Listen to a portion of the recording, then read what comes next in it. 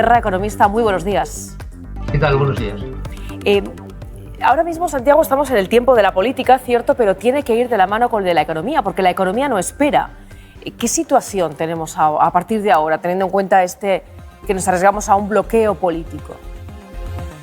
Bueno, hoy lo primero que he hecho cuando me he levantado ha sido ir a la página de Bloomberg. Entonces Bloomberg, que es uno de los grandes referentes económicos del mundo, hablaba claramente de punto muerto, que España se encuentra en un punto muerto a nivel político, ¿no? Desde un punto de vista económico, los problemas que tiene hoy España son los mismos, idénticos, que tenía hace un mes, que tenía hace 2, que tenía hace 4. Es su baja productividad, su debilidad y su dependencia y las recetas que va a tener que implementar el gobierno que sea cuando se forme. Hoy el periódico El País, en su sección de economía, empezaba con un titular que era muy significativo. A ver, las palabras exactas no las recuerdo, pero lo que venía a decir es que el próximo gobierno, el que sea, va a tener que hacer frente a un agujero en el tema de los combustibles de 10.000 millones de euros, que va a tener que suplir a base de impuestos. Entonces, claro, este problema, aquí quería llegar, de esta situación que existe en España y que va a seguir existiendo mañana. En la campaña electoral se ha hablado muy poco, se ha hablado poquísimo. Se ha hablado sobre todo del pasado, se ha hablado de cosas, se ha hablado de economía, sí, pero no de esos retos, de esos problemas que tiene. Entonces, claro, es una situación que a mí me preocupa. Me preocupa mucho porque no parece con lo que, con la fórmula que tenemos ahora, que vaya a resolverse. ¿Qué papel va a jugar en todo esto Europa? Lo digo porque hasta ahora, de alguna manera, estamos muy dependientes de cómo ha marcado el paso la Unión Europea, estamos muy dependientes de los fondos europeos y todas las medidas a las que se ha comprometido nuestro país las va a tener que poner en marcha el nuevo gobierno. ¿Cómo condiciona esto la situación? Lo digo porque hace falta un entendimiento y un acuerdo, que en principio parece que no lo hay. Sí, a ver, mi opinión personal, y esto es algo que yo ya dije cuando empezó la campaña, a ver, yo creo que el próximo gobierno, sea el que sea, prácticamente el 90% de la política económica que vaya a realizar la tiene ya definida por Bruselas. Es decir, a Bruselas le importa muy poco el color del gobierno que esté en un país y los rostros de sus componentes. A Bruselas lo que le preocupa es que el gobierno sea estable. Ya. Yo, por poner un ejemplo, en Italia había mucha... ¿Qué pasaría con el gobierno de la señora Meloni? Y el gobierno de la señora Meloni, en términos económicos, está funcionando la mar de bien. Y Bruselas está muy tranquila con el gobierno de la señora Meloni. ¿Por qué? Porque es estable. Entonces, teniendo en cuenta que España tiene una serie de problemas, que antes hemos hablado de ellos, y que las recetas de alguna forma ya están escritas, que el gobierno que venga va a tener que hacer este recetario, el tema pasa a cómo va a vender ese gobierno a sus votantes las medidas que va a tener que tomar. Que no son cómodas, intuyo, ¿no, Santiago? Esa es la realidad.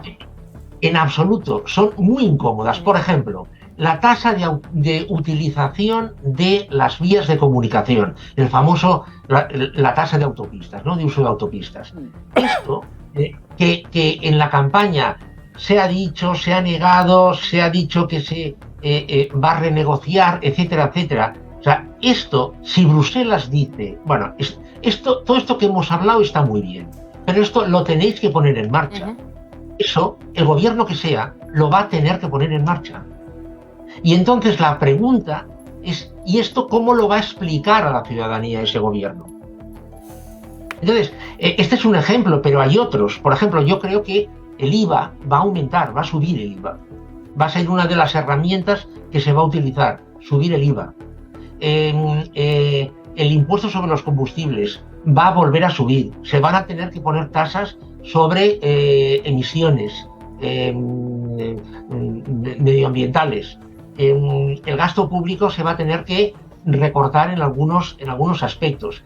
Todo esto tiene un aspecto, digamos, positivo, porque es son vías de acceso a los fondos estructurales, a los fondos europeos, pero por otro lado, no olvidemos que España tiene un problema de déficit enorme que lleva incumpliendo los pactos que realizó en su momento desde hace años, y por otro lado tiene un nivel de deuda pública que casi duplica el máximo establecido en los pactos de estabilidad. Entonces, todo esto, el nuevo gobierno, insisto, el que sea, da igual, sí.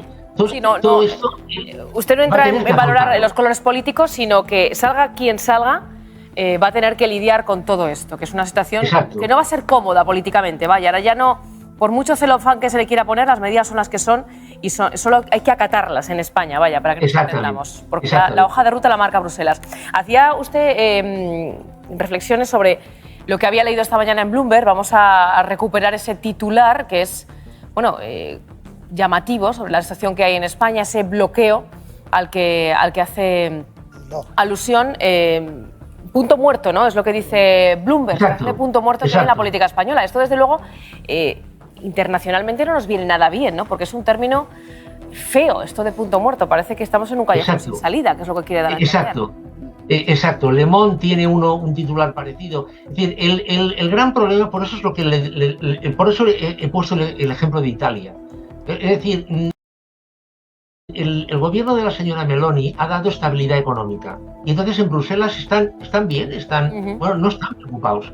Sin embargo, el punto muerto es lo peor porque, a ver, es mi opinión, cuidado, es mi opinión que una de las razones por las cuales las elecciones se adelantaron fue porque Bruselas sugirió que España no podía estar sin gobierno hasta febrero del año que viene. Entonces, si hubiera habido elecciones en diciembre, no hubiera habido gobierno hasta febrero, pero habiendo elecciones lo antes posible, por ejemplo el 23 de julio, podíamos haber tenido un gobierno en agosto. Se hacen ya los bocetos del nuevo presupuesto, se habla con Bruselas y en septiembre el nuevo gobierno funcionando ya a todo ritmo. Esto ahora es difícil que esto sea así, lo cual crea incertidumbre. Ya hay alguien que está empezando a hablar de que se va a tener que repetir las elecciones. Bueno, esa es una de las posibilidades. Hay quien apuesta que Sánchez va a conseguir los apoyos y que será él finalmente quien acabe gobernando. O sea, hay teorías de todo tipo, ¿no? Pero es verdad que una vez que se pone en marcha esa maquinaria, nos vamos a diciembre. Las elecciones no se adelantan porque Bruselas las tenga en la cabeza como forma de salir de una situación de inestabilidad, sino porque Sánchez se hace acreedor de los resultados del 28M y entiende que la mejor oportunidad para reanimarse es que PP y Vox escenifiquen una estrategia de salvación del propio Sánchez. Y Vox escenifiquen sus acuerdos justo en el periodo de la campaña electoral, que luego ha resultado determinante. Luego es pura estrategia política de Sánchez. Correcto. Santiago Niño Becerra, muchísimas gracias por estar esta mañana con nosotros, por ese análisis económico. Y yo me quedo con el titular, desde luego. La situación viene ya escrita en el papel por Bruselas y el Gobierno, que finalmente llegue al acuerdo, tendrá que poner la hoja de ruta sobre la mesa. Muy bien, gracias. Un abrazo. Buenos días.